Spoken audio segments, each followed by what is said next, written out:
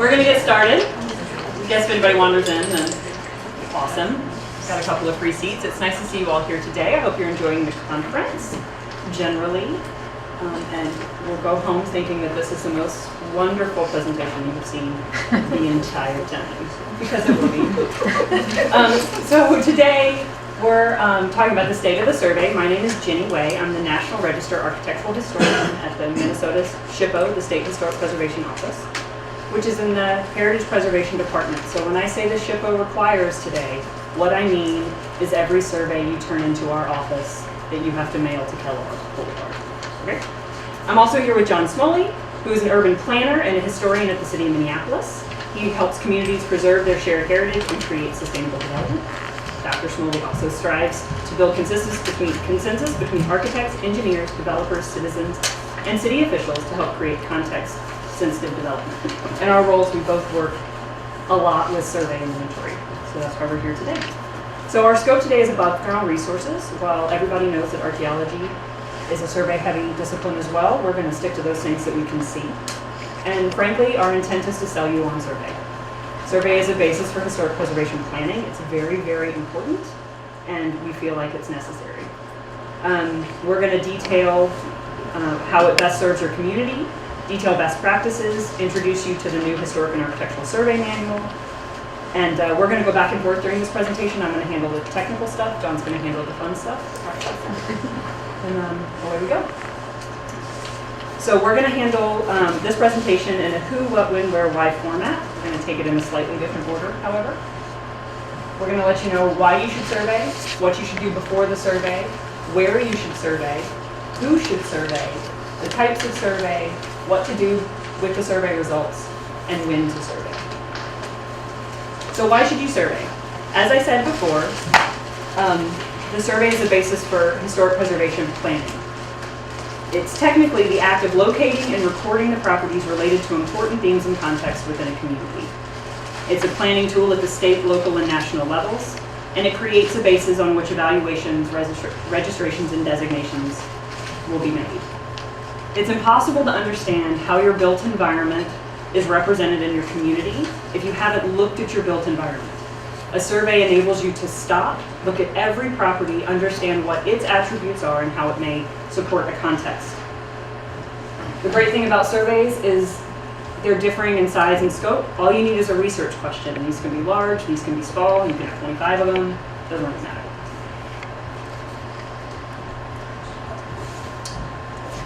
Survey is a prerequisite to the protection and interpretation of historic properties. We're here in Albert Lea, in the heart of the downtown historic district. We've all been enjoying seeing these fantastic buildings down here. We've been enjoying hearing the stories about them. But before you do that, you have to go out and identify exactly which properties are historic and worthy of some kind of protection, using established standards.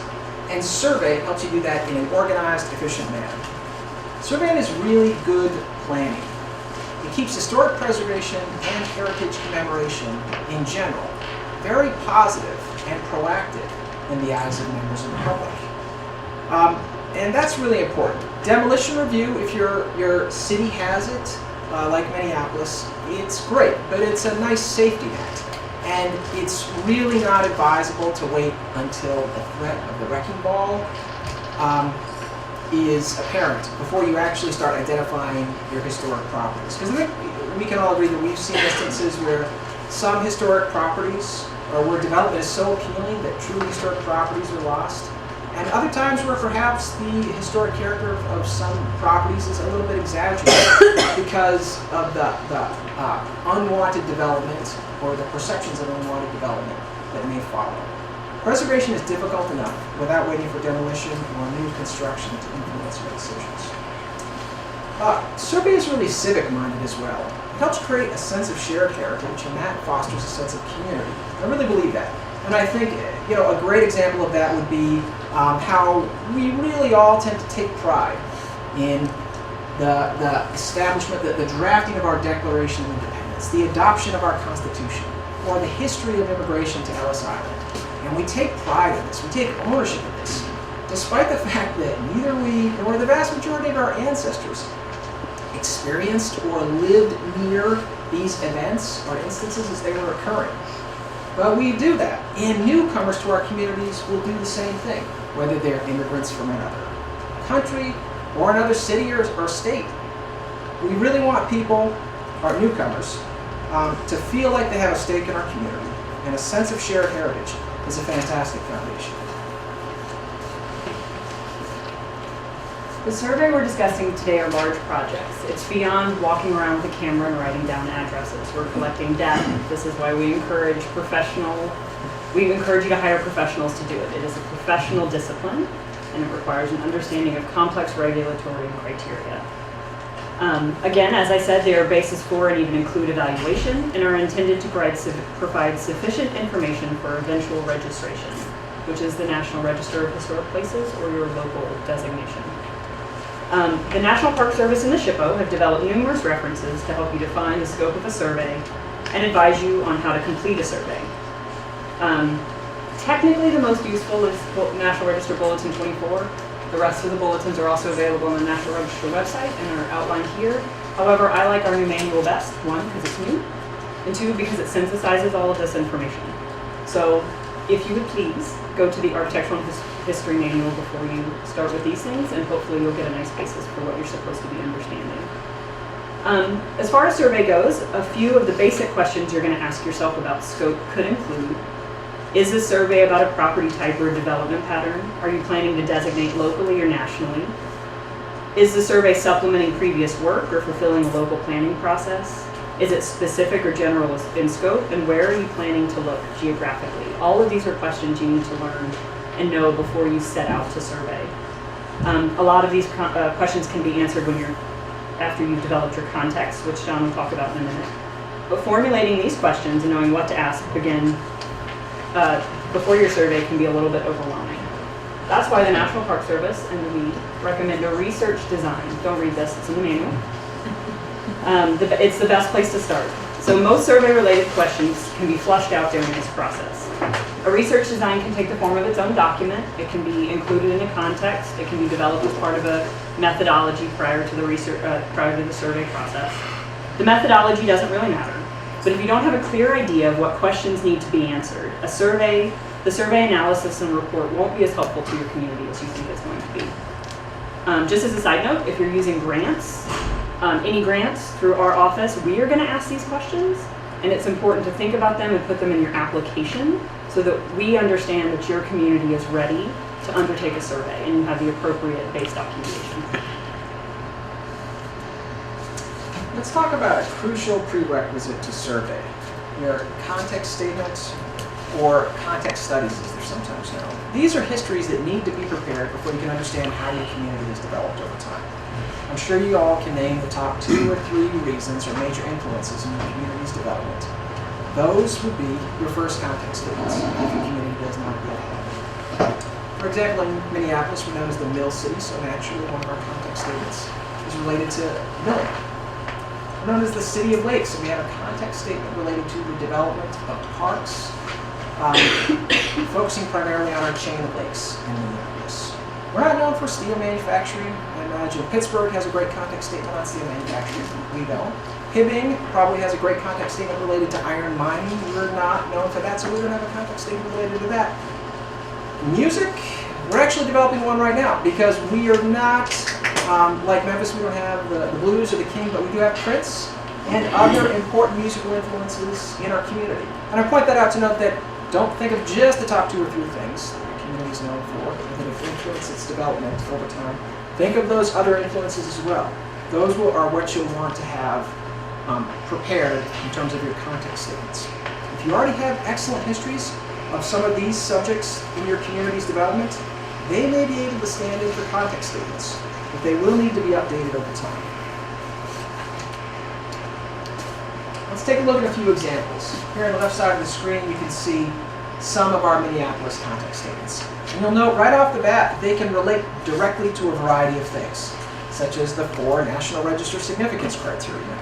People or organizations, events, architecture, archaeology. We don't have archaeology up here specifically, but they can relate directly to your community's significance criteria if you have different significance criteria than the National Register, like Minneapolis. They can relate to your major industries, like milling. They can relate to development patterns, whether geographic, ethnic, or otherwise. They can relate to religion and social organization, if those are important influences in how your town's development occurred over time. And really, transportation and any major influence in the development of your community. Context statements are the foundation for gauging the importance of properties. So how many do you need? Well, that really depends. Minneapolis has 47, which seems like a lot, but we're still developing more. The state has 37. I think it really depends upon your particular community. I don't think there's any right number. I think it's kind of like the way counties are. Some states, big states have a lot of counties, some small states have fewer counties, but you can have some states like Nevada that only have 17.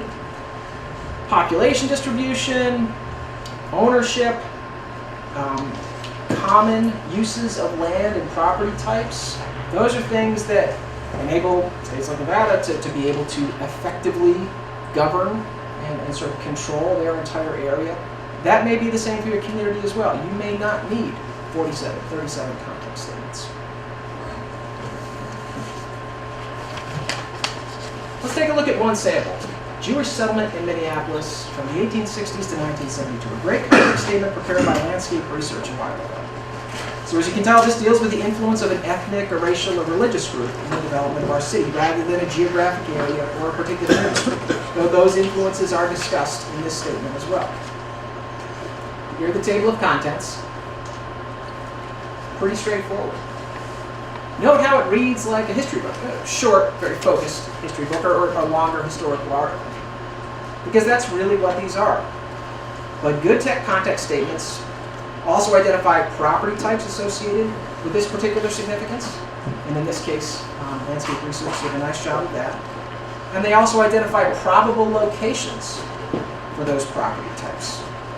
In particular, this context statement sets the stage for a potential historic district by, in a few sentences, short paragraph, identifying the housing discrimination that Jews faced in Minneapolis, and then calling out one particular neighborhood where Minneapolis' Jews overcame that discrimination significantly.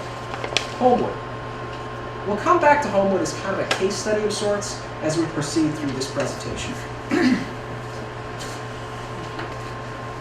So one of the things I failed to say as I skipped one of my where to search before you survey slides is that, remember that we like to talk about this as though it's a step-by-step process, but in reality it's never quite that simple. A building or a resource always throws you for a loop, and you have to kind of go back and start over and do a little bit more digging, and that's sort of the fun of it. It's a great time. It can be a little frustrating. So what we try to remind people as they go through this is that field work, field survey work, and archival research have to go hand in hand. You do a lot of archival research first, then you do a little survey work, then you do a little more archival research. And this way, you're able to adequately analyze your survey results so that your report is useful to you. So let's talk about where to survey. So as John said, context provides some locations, probable locations of resources. So the thing that the SHPO is most concerned about when it comes to survey, where you're surveying, is boundaries. So recon boundaries can be defined by almost anything. Political districts, neighborhood lines, how far you think your funding can go, the types of property specific types of property you're identifying, etc. Our primary concern is that your boundaries are clearly defined and explained in your methodology report. This is true not only for future researchers so they can understand exactly what you did and didn't look at, but it's also true if you got grant funding, because we won't fund you to survey the same property twice. So be very clear and precise. Give us maps. We're a big fan of maps. An intensive survey, however, requires boundaries based on archival research and properties that are historically related. Remember, the SHPO is not concerned about current ownership or land use. That's not what we're concerned about. What we are concerned about is how the buildings were historically related. So if you have a single property or multiple properties that used to be owned by one company that are now owned by 15, you're going to have to survey it in those boundaries as though they were owned by one company. We're concerned with the period of significance. So where did Minneapolis draw its boundaries when it was looking at, let's say, reconnaissance level surveys? Here's a great map prepared by Stark Preservation Planning and Summit Enviro Solutions a while back for us. And it indicates, based upon colors, it's sort of color-coded to indicate the boundaries of our different reconnaissance level surveys over time. You'll note that some of these survey areas are a lot bigger than others. So how and where did we decide, or how and why did we decide where to survey? There's a lot of factors to consider here. So think about this in terms of your particular community. First of all, I'd recommend you take a look at areas identified in your preservation plan. If your community does have a preservation plan, that hopefully prioritizes some work that you all intend to do in the future. Take a look at context statements if you have those, and if they have identified areas in particular that seem to have a higher than average concentration of historic properties, those may be areas that you want to take a look at first. Consider some simple things like geographic features. Minneapolis, like a number of communities in Minnesota, has the Mississippi River bisecting it. And so that river provided a natural boundary for development over time, and it also provided us with sort of a natural boundary that we could use when trying to divide and conquer. Conduct reconnaissance level surveys of our whole community in an organized manner while not doing it all at the same time, which would be a massive and expensive undertaking. Consider existing land uses. Your community may have a comprehensive plan that has an existing land use map, and this can sort of graphically depict for you as you're trying to prepare a request for proposal, or as you're on the other side trying to respond for a request for a reconnaissance level survey. This may be able to help you identify where homogeneous property types and uses might allow you to save some time and money, or perhaps expand the boundaries of your reconnaissance level survey, because those property types and uses can be surveyed more quickly when they're lumped together. They tend to have common sources. They tend to create their own sort of benchmarks. You can compare properties as you're doing the research on the fly.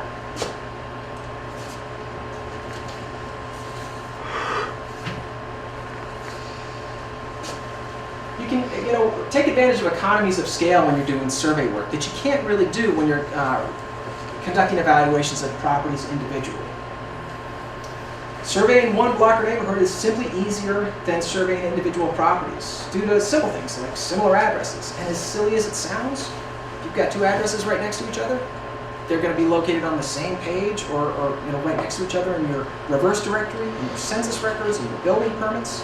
Similar geographic locations also increase the likelihood that one photo or article or other source will cover multiple properties on that same block. Similar development patterns and uses, thanks to zoning and economics, can simplify and make more efficient your reconnaissance level survey efforts. You can also draw some inferences using existing data that you have before you start the process. Here's a great map prepared for us, or that we prepared, as we were getting ready to do our Seward Longfellow survey in 2008-2009. It's pretty simple, and I apologize for the small size of the key here, but just know that what that key is referring to is this is a map depicting ages of properties grouped into categories, date ranges over time. And with the yellow being the oldest properties and the red being the newest properties. And when you have a map like this, what it can help you do is identify the relative age of the properties that you're looking at. And that's important because, for the most part, when you're using National Register standards, for example, or in most communities as well, properties that are less than 50 years of age are going to have to be exceptionally important or extremely rare or fragile for your reconnaissance level evaluators to even consider evaluating them. In other words, they'll probably get ruled out as not worthy of further research right off the bat. If you have enough of those, you can survey larger areas with the same amount of money. Don't reinvent the wheel as you go through this process as well. Don't be afraid to adopt the results of other surveys prepared by your preservation partners. You'll note here on the left-hand side, you have sort of a large white swath. And if you're coming in to downtown Minneapolis on the Hiawatha light rail line, the blue line, or if you're driving up Highway 55 into Minneapolis as well, you're on that, what was termed the Hiawatha Grain Corridor, and covered in an intensive level survey in 2007, just before this reconnaissance level survey was undertaken. Landscape Research on behalf of Hennepin County conducted that survey, and so we were able to immediately use that for our own informational purposes. We didn't have to go back and resurvey that area. Consider starting with portions of your community where citizens are most eager for survey. Prospect Park in Minneapolis, beautiful neighborhood right outside the University of Minnesota, hired, before the city did anything, hired Hess Warren & Company to prepare first a context statement and then a National Register eligibility evaluation for the entire neighborhood. We were able to use that information there thanks to the hard work of our preservation partners. Consider two areas most threatened by development. Like I said before, it's great if you can get in front of that wrecking ball, if you can have informed civil conversations about the true value of properties, historic properties in certain areas, before you're worried about the building being lost, or you're perhaps focused upon the value, the perceived value of new development. And don't give up on or overlook rundown areas. They often have the best integrity. And it sounds kind of silly, but it's just due to the lack of investment. Over time, they haven't had those constant makeovers that commercial enterprises really require as they're trying to stay up with the latest trends and fads. So some of those rundown areas can have an extremely high concentration of properties and are well worth your time. Think about surveying in areas that are in need of publicity and revitalization, because survey is interesting. The press picks up on this, and social media picks up on this as well. And then elected officials, people start talking about this, and your elected officials, your decision makers, people holding the purse strings start to hear about this as well. They start to hear about how special these places are.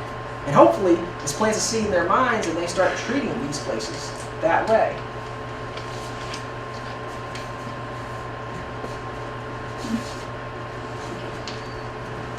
So who should survey? You may have noticed as John's gone through his examples, they were all done by professional consulting firms. Again, this is because this is a professional discipline, and the Historic Preservation Department and the SHPO require that a principal investigator, who is ultimately in charge of the survey results, meet the Secretary of Interior professional qualification standards. We have decided to do this to ensure that not only do the documents meet our needs and requirements according to our laws, quite frankly, and other researchers' needs, but also so that they meet your needs.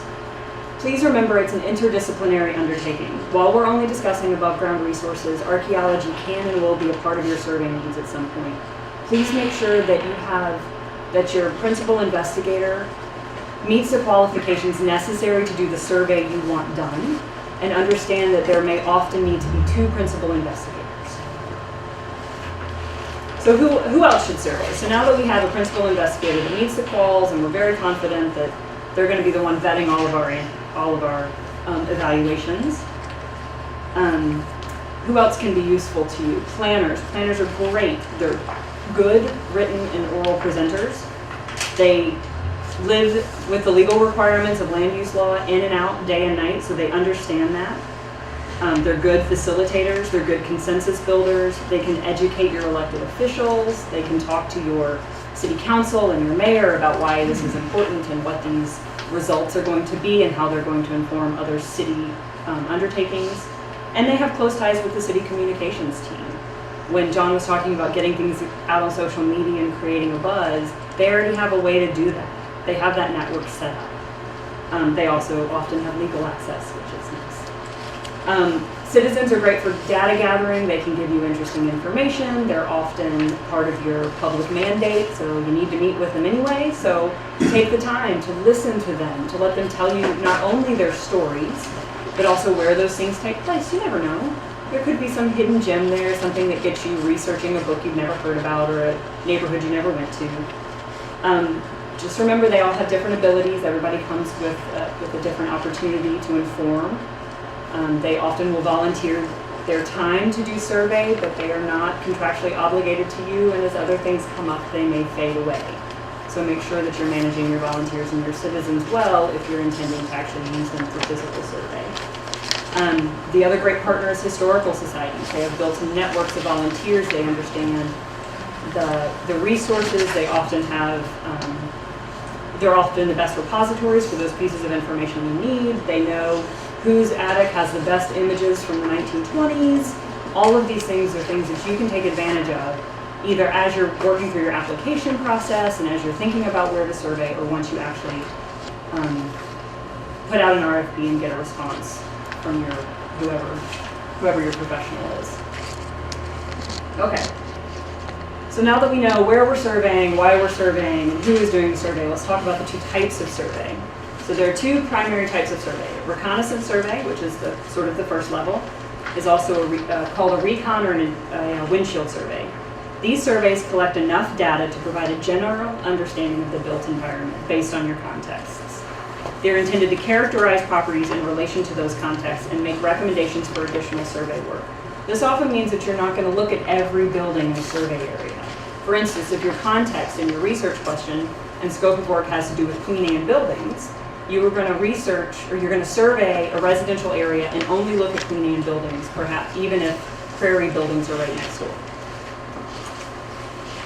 An intensive survey, however, documents all resources in the survey area. And that's because the survey scope of work tends to be smaller. So your recon sets up your concept that gives you recommendations for where to do an intensive survey, and then your intensive survey really hones in on that. The intensive survey results gives you eligibility recommendations. So they're the ones that say this is eligible under a certain criteria for either local or national listing, local, federal listing. Just so you know, the SHPO will often require recon survey results to justify the funding of intensive surveys. So if your contexts aren't sufficient enough to give us a clear understanding that you know where you're looking for those buildings and that you're going to find them only in the place you're looking, we're going to ask you to do a recon survey. Also, it's just neater. It just really makes me feel good when all the dominoes are lined up. So there are numerous differences between a recon and intensive survey as far as the analysis and the sorts of information you're looking at. But the thing to remember is that a recon gives you additional survey recommendations and intensive gives you eligibility recommendations. So again, reconnaissance level survey, focused upon really ruling out properties not worthy of further consideration when eligibility determinations get made in the future, and identifying which properties are worthy of additional survey work. In doing this, surveyors focus most heavily upon your contexts. Remember that those foundational histories of your community. So in Minneapolis, expect reconnaissance level survey evaluators to focus on, amongst other things, milling history, as well as the variety of other contexts we've established. In Red Wing, they're probably going to go for manufacturing first. But they will have a variety of contexts they're looking at there as they start considering the probability of significant properties within a given area. From there, investigators look for buildings, structures, objects, sites, districts, and landscapes linked to one of our significance criteria, National Register or your local communities, as seen through the lens of one of these contexts. And they're going to rule out properties that are too young, less than 50 years old, properties that are too altered, and properties that are just not associated with anything significant.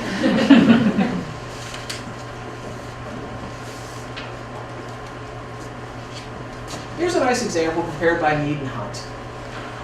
Back in 2002, they conducted a reconnaissance level survey of the near north portion of our city, just north of downtown, on the west side of the river. Note the table of contents. It's straight out of the manual. You can see they've got a research design and methodology, a defined survey area, qualifications of their project personnel. They've done their homework. You can see they've identified previous survey efforts. They have recommendations about which properties are worthy of further survey. They talk about future survey and research needs, and they cite their sources. Really important, so that in the future, as time passes, we can take a look back and say, well, it looks like they may have missed one property. They did they have, was this source even around at that time? Can we identify what they were considering when they did this survey? Reconnaissance level surveys come with great maps as well. Here you can see their map with the survey area highlighted in gray and properties worthy of further research in black. And the biggest concentration of properties right here is our little case study, the Homewood neighborhood. So, digging into the evaluation itself, what did they say about Homewood? What made them say this is worthy of further research? Well, you can see here, they're giving us a lot more information than we saw in that context statement, that very brief statement about Homewood. they're deepening the level of the discussion of significance here.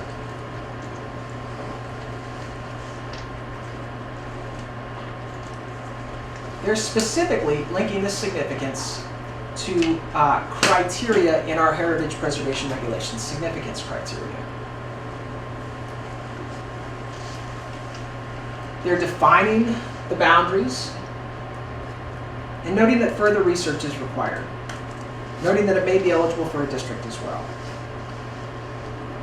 And they've given us a much more large-scale map here with individual parcels depicted and state survey numbers. These are great because here this will help planners as they go through and do development review identify specifically whether certain properties are affected by proposed demolitions or not.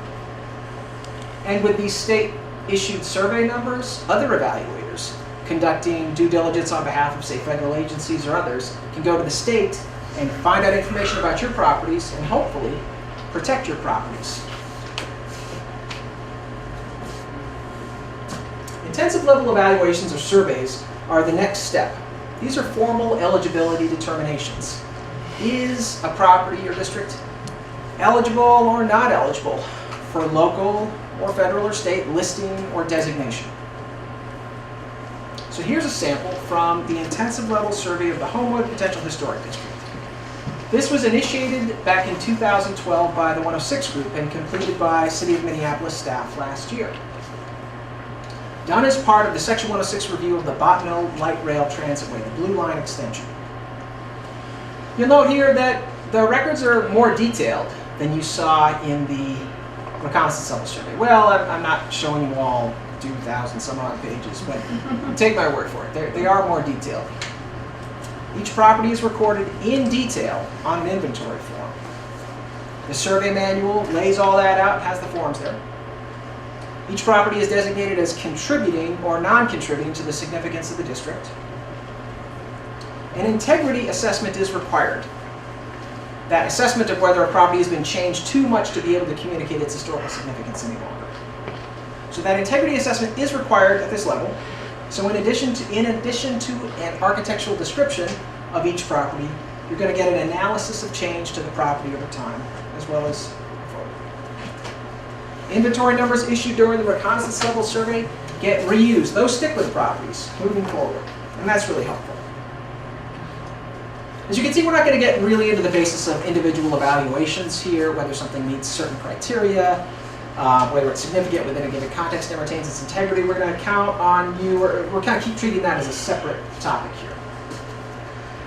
One question that I do get a decent amount when people ask about surveys is they say, so how much did you all pay for these things? And I have to say it really varies depending upon when you do it, who's available to do it, how many properties you're surveying at one time, whether the uses and property types are very similar or very different. There's a lot of factors that go into that. But let me just talk generally speaking here for your planning purposes and try and sell you on surveys. Roads, you don't need them, but they cost tens of millions of dollars. Trails, typically millions of dollars. Small area plans, comprehensive plans, specific plans, special planning area documents, tens to hundreds of thousands of dollars in cost each. Individual property evaluations are great, but those cost thousands of dollars each. Surveys are where you can really have an effective use of your money. Intensive level surveys tend to cost hundreds of dollars per parcel. And reconnaissance level surveys, literally tens of dollars per parcel. So why not just do a lot of reconnaissance level surveys? Well, you may be missing something. Going back to our Homewood example here. Here's our map from our intensive level survey, and then we followed that with a designation study of the Homewood neighborhood. And what did we find out in the intensive level survey that we didn't know at the reconnaissance level? Well, a few things.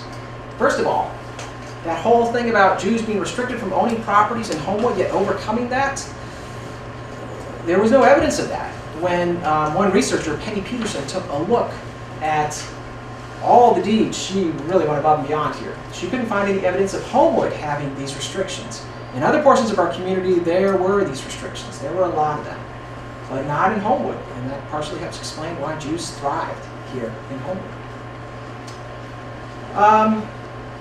We identified as well that Homewood was not just for the Jews. There were very prominent non-Jewish residents who lived here as well. Former Mayor Wallace Nye and Prince himself lived here as a teenager. The original plans for Farwell Park, we found those, and we were able to use those to analyze the park's integrity. These are just a few of the additional things that we found doing the property-specific research, going beyond the context statements, beyond the major themes, and really focusing upon individual properties. These are the things that we were able to find at that intensive level as opposed to the reconnaissance level. And when you think about it, you've got events, people, architecture, no data or archaeology because this was not an archaeological survey, but these are all, all three out of the 4 National Register significance criteria are represented here. Reconnaissance surveys are great, but they're not meant to do everything.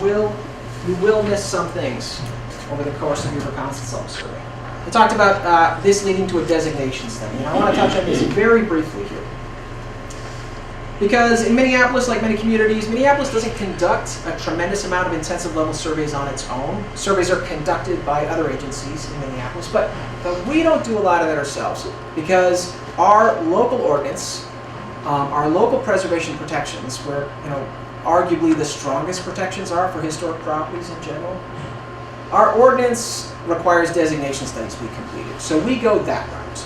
We do those intensive level evaluations to legally protect our properties per the requirements of our heritage preservation regulations. They're both intensive level evaluations, but the difference between them, surveys, designation studies formally protect properties at that local level. Surveys, if they're using National Register criteria, generally protect eligible properties. They don't have to be officially listed in the National Register. They'll protect eligible properties from federally funded projects and some state projects, and maybe in some communities, other projects of others as well. The designation study is really similar in layout and content to an intensive level survey. Those basic aspects are there. But these do vary from community to community, so we really won't get into a lot of that. But I recommend you consider doing both. Why? Surveys, if done right, are generally easy to convert to designation studies. Rehabilitation tax credits, if you do a survey in addition to a designation study, if you do that intensive level National Register eligibility survey, you can set up building owners in your community to take advantage of historic preservation tax credits. It makes their Part 1 application for them a lot easier. And last but not least, this is a smaller point, but local ordinances don't generally protect designated properties from indirect effects, whereas through the Section 106 review process, both direct and indirect effects are taken into account. So there's reasons to do both. And that leads us to our next topic. What do you do with survey results? So we've mentioned forms sort of casually as we go through this. These lovely pieces of paper are our new standardized SHPO forms. One is a multiple property inventory form and one is an individual property inventory form. They're, like I said, there are 2, and they were designed by our office to standardize data and to create efficiency as we move through the eligibility findings in the survey and inventory process. These forms are now required as survey materials. Anything that comes into our office, unless you are working for a CLG who has a standardized form that has been approved by our office prior to survey. So far, the only one that's come in to start that process is St. Paul. Other than that, you guys can use our forms. We've made them easy, fun, poppy, if you will, as far as government forms go. So a complete inventory form requires this form: narrative description, statement of significance, bibliography, maps, and photographs. The form itself can be completed individually. It's a drop-down PDF, or you can import information from an Excel spreadsheet in order to kind of create hundreds at a time. We have also created a Word template for these continuation sheets, including maps and photographs that are dropped in. When you submit them to our office, they will be condensed and presented in a single PDF, and they will be inventoried in our files. Don't read this. Good try. So the other thing that we've developed in conjunction with the forms is the manual we've been talking about. So it's a fairly prescriptive manual with fairly prescriptive report requirements, and this is to help ensure that the surveys meet our goals as well as your community's goals. Again, preservation planning is a technical profession, and it's important that we all understand the terms we're using, that when the SHPO office says recon survey, an applicant, a city, a grantee understands what a recon survey should be, and they say recon survey to their consultant, who understands what we mean, so that everybody gets what they want, and we're trying to eliminate the kind of the lost in translation concerns. Mostly because nobody likes surprises that ask for more time and more money. These are minimum requirements, but they'll give you an idea of what to expect. And our goal is to make sure that surveys can be used for preservation planning so that the next researcher, the next step, the next evaluation, the next survey, we have a clear understanding of what was done and what wasn't done. And so as your institutional knowledge leaves your institution, the information doesn't. This is the fun stuff you get to do with your survey results, besides give it to me. Right up front, I'm a little biased here, but I think one of the best things, the most important thing you can do with your survey results is to plan for future development in your community. Identify which targeted areas deserve special protections, historic preservation protections, and then which other areas are more malleable and appropriate for market-driven redevelopment, using or losing that existing infrastructure. Planning departments love this. This is what we do. This is what we want. We will fund these. Good surveys also help target areas for economic development, and I think we can see that right outside our door here. If you were around for the opening reception last night, Brad Ahrens talked about this, about how his private firm had worked hand in hand with the city of Albert Lea to help get that building restored, receiving significant grants to do that in the process. And we all get to benefit from that beautiful building and that active use in that beautiful building. Surveys help target areas for equity improvements as well. If you have a particular portion of your community that maybe has fewer landmarks or historic districts, or maybe has a population that's mostly persons of color, perhaps there's not as much recognition of the importance of the heritage there, and that is, a survey is a great way to help identify those areas and call out those properties that are truly significant to help give that neighborhood pride in itself and pride in your community. Good surveys promote your community's unique character, and they help market your community for tourism. It's interesting to think, what price do you place on the heritage and appearance of your favorite places? And really, what's on the cover of your travel guide? I pulled these off the internet. They were really easy to find, and I was so pleased to find all these, because here I think you can see in so many of our communities, if historic properties aren't in the foreground of the cover of our travel guides, they're certainly there in the background. And I think these communities are doing a great job of marketing their heritage. And they were able to do that by having good information on historic properties in their community, thanks to surveys in large part. If you're like many Minnesota communities, you're leveraging historic properties to provide the retail and entertainment experiences that people want, but really can't obtain in this day and age from placeless, faceless online retailers, which are great, but if you want to get out and have a real experience, historic properties really seem to be crucial to that, because you can't out-compete, the convenience of online shopping and 2-day delivery and whatnot, even less now. Good surveys create historical records that are useful to your partners as well. Schools, historical societies, teach future leaders. Here's a great example, Fort Snelling right here. David Mather's got a nice presentation coming up in the next session on Fort Snelling itself, Fort Snelling Pedote, and how a new survey or series of evaluations are trying to broaden our understanding of the history of this National Historic Landmark, in particular focusing upon underrepresented groups. Good surveys create records very useful to museums as they're trying to create new, interesting exhibits. They're great for preservation advocacy organizations. Here's Preserve Minneapolis leading a tour of the Grain Belt Brewery in Minneapolis. They help improve preservation advocacy organizations, raise people's levels of consciousness about the value of historic properties. And they're great for departments of transportation, who are constantly funding surveys, to create context-sensitive infrastructure. And hopefully, your survey will create good practices that your neighboring communities can benefit from as well. Hopefully you all are here and you learn something about some of the experiences, something positive from the experiences that we in Minneapolis have had. How about when to survey?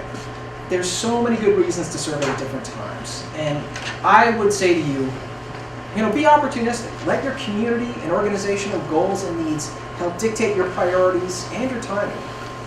So for example, in Minneapolis, here's a map of not surveys over time, you've already seen that. So these are potential historic resources identified in our surveys, and I don't expect you to be able to read this at all, but just note that each of these colored, these hatched areas indicate a potential historic district, and the little red dots are indicative of potential historic landmarks, or properties just worthy of further research at the reconnaissance level. So how did we go about deciding when to survey and where to survey? Well, back in the late 90s and early 2000s, we started up in northeast Minneapolis because we had some redevelopment in particular, loss of industry up there, loss of heavy industry that was causing some concern in my department, the Department of Community Planning and Economic Development. And so we wanted to identify before, get ahead of the wrecking ball and identify which properties up there were truly important and worthy of preservation before the threat of demolition occurred. In 2001 and 2002, we focused a lot upon near North Minneapolis, that reconnaissance level survey we were taking a look at before, and down here in the immediate south portion of our community, Phillips, Ventura Village, those areas. And I think we kind of focused upon that for equity reasons. There were areas that hadn't been quite as recognized in the past. Our preservation program began with the establishment of our HPC in 1972, and we did a great job of focusing upon those baseline contexts. We designated a lot of properties associated with some rich white milling magnates and the remnants of their industry. These are other areas where there hadn't been as much emphasis on preservation. Less constituent pressure for preservation, less preservation review, and so we took a look at those areas next. 2004 to 2008, we focused our reconnaissance level surveys on southwest Minneapolis, the wealthiest portion of our community, where significant development pressure existed and still exists. These are areas where you see property owners buying up very small lots around some very nice lakes and tearing down the fairly small houses around them and putting up some very big houses. So I think we wanted to get ahead of that. From 2009 to 2011, we were basically at the end of our reconnaissance level survey efforts. So we started focusing upon the edges of our community here and up in far north Minneapolis. We did a little more work downtown too. But because A, we were at the tail end of our reconnaissance level survey effort, and B, these areas didn't have as much development pressure and tended to be a bit newer. So we hadn't focused upon them as much because we thought there was a lower concentration of potential historic resources there. And I'd like to just point out one other thing too, and that is, if you're worried about survey, if you're going to have to go back and have a tough conversation with your policymakers, your elected officials, your boss, whoever, take a look at this map and recognize that even in Minneapolis, I'd like to think of us as fairly progressive and fairly aggressive when it comes to historic preservation. Maybe we don't have quite that reputation standing next to St. Paul, but I'd like to think of us that. Even in Minneapolis, preservation didn't take over our community. Just when you look at the properties that were simply deemed worthy of further research, not designated or eligible for designation, just eligible for further research. I mean, what is that? 1%, maybe 2% of the community? These surveys provided us with good information about protecting the properties that truly matter and allowing redevelopment to occur in other areas as the market determined. Okay, so what else should you consider surveying? Well, I like to think that a great reason to survey is when your economy needs a shot in the arm. Now, this isn't directly survey related, but I want to give a big thank you to all our state legislatures for passing our 2010 Minnesota State Historic Rehabilitation Tax Credit. Since then, so many developers, private individuals, not using public funds, using private funds, well, to start, have rehabilitated severely deteriorated buildings in our communities, thanks to these tax credits. Now, I'm not saying survey alone caused this, but the first part of your tax credit application is a Part 1 application, which can be really easy if you have great survey records, great intensive level survey records. All right, so that's great for partners and private developers, and we all get to benefit because you get a big, new, beautiful building out there. But think about what else your community gets, right? Rehabilitation creates local jobs. If a new building is being built, maybe a company from another state might come in and bid on that and actually get the contract to construct it. But for smaller jobs, it's a lot tougher for those companies to make it work. And so rehabilitation tends to fund and create local jobs. It's tough to outsource that repair. Tax credits should, theoretically, I'm not an economist, but tax credits should at least double the taxable value of your property, because one of the requirements for these tax credits is that you conduct a substantial rehabilitation by investing at least as much money into your building as the building is currently worth. And that should theoretically double your property tax revenues. And that should theoretically help recoup the cost of your intensive level survey fairly quickly. Because hopefully those property taxes that are gained will be going back to fund the preservation efforts. We know they're also going to fund all the things we love, like parks and trails and water and preservation staff. You hope you love your preservation staff. You should love your preservation staff. And don't forget, local contractors tend to buy local building materials. They eat in local restaurants. They're going to gas up at local filling stations. This, the kind of survey work that you do can lay the foundation for private developers to go out there and continue your efforts through bricks and mortar type projects. And I've got to just cite this. I love these statistics. If you've never seen these annual reports prepared by the University of Minnesota's Center for Urban and Regional Affairs, check them out. I find them so convincing. They make a real strong case for the value of financial incentives for historic preservation. So let me give you a couple facts here. Okay, so during its first 5 years, this credit has generated an estimated $1.8 billion in output in the state's economy and supported an estimated 11,527 full-time equivalent jobs and $614.5 million in labor income. And here's my favorite part. For every state dollar of tax credit a grant allowed in the past 5 years, $9 in economic activity was generated. I mean, what a fantastic return on our communities, our state, and our nation's investment. All right, still talking about when to survey here. Think about surveying when someone's already done most of the work for you. I talked about Prospect Park and how that survey was done for us. Here's an example. This is how Homewood started, how we started down our path to kind of wrapping up things in Homewood. So the Bonneville Light Rail Transitway Section 106 review had gone through. I know I've thrown the term around a lot. There's going to be a great session on 106 next, in the next hour and 15-minute session, so consider going to that. If you've got any questions about that. But so the Section 106 review came through North Minneapolis, and there were two potential routes. Over on the west side of Homewood and then over on this east side. But they missed this spot right in the middle. And there were a lot of reasons. A lot of people wanted to get this survey done. The state wanted the survey completed, the State Historic Preservation Office, for their review purposes. If federal funds are being spent here, they want to know if those funds are going to be adversely impacting historic properties. The statewide preservation plan supported the completion of this survey. It talks about filling in gaps in the survey records, documenting properties associated with underrepresented groups, and here again we're talking about our potential Jewish historic district. The state had funds available, that was my favorite part, and the city did as well. We received a matching grant from the State Historic Preservation Office to complete this work. At the city level, or I should say at the state level, underdocumented group, projects associated with underdocumented groups, those were a CLG funding priority. It was perfectly in line with our city goals. In particular, we have a goal called One Minneapolis, where disparities are eliminated so all Minneapolis residents can participate and prosper. It's in line with our departmental goal of focusing upon the north side of Minneapolis, trying our best to create some equity and improvements there. And in line with our comprehensive plan goals to survey, protect significant properties via designation study, in line with all our HPC goals. I mean, it made so much sense. And this came at a great time for us. We were able to complete the survey and then quickly transition or convert that to a designation study that will go before City Council at the end of the month. Well, at some point in time, new sources come to light, new history is deemed important, and new questions are raised. And I hate to say it, but that means resurveying. I know this sounds like the never-ending story, but our latest context statement was actually prepared just last year, a great one done by Two Pines Resource Group, and it was focused upon our Native American shared heritage. Because we took a look at all our reconnaissance level surveys, and we're kind of shocked to realize that having combed the entire city, we had only identified one property significant for its direct association with Native American contributions to our shared heritage. And we were kind of shocked because Minneapolis is the birthplace of the American Indian movement.